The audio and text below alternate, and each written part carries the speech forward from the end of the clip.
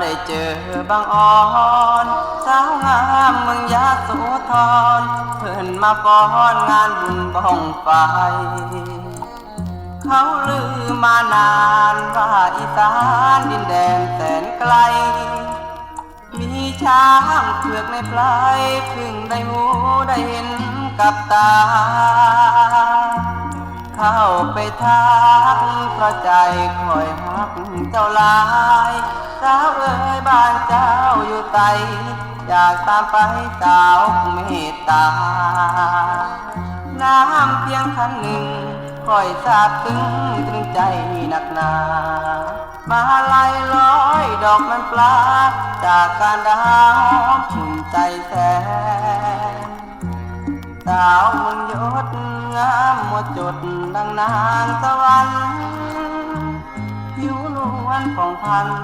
อยากสัมพันธ์ปากใจเป็นแฟน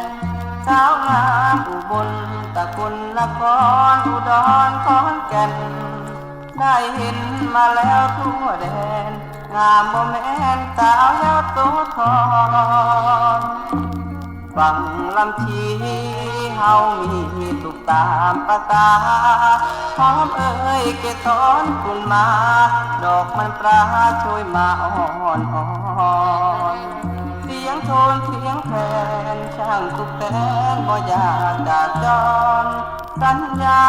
จากบังอ่อนปุกตะทอนหักก่อนจากลา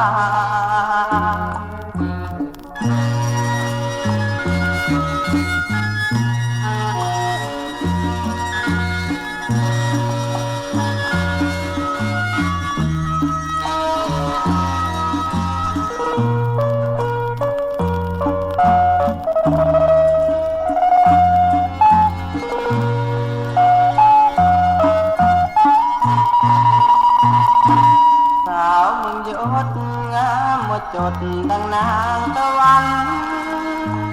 ผิวนวลของพัน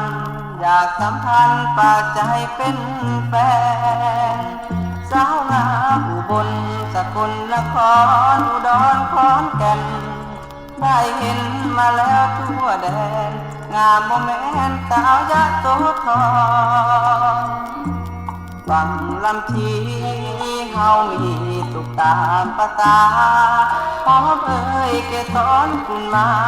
ดอกมันปลาช่วยมาอ่อนอ่อนเสียงโทนเสียงแคนช่างสุขแส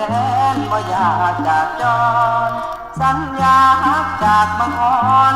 อกตะทอนหักก่อนจากลา